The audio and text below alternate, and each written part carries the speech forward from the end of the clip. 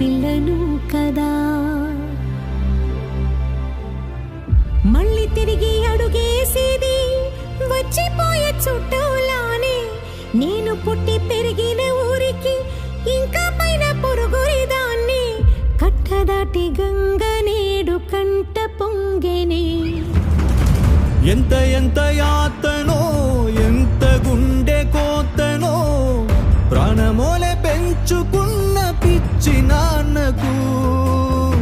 దూలమిరిగి భుజముపై పడిన పిడుగు పాటిది ఇంతకన్నా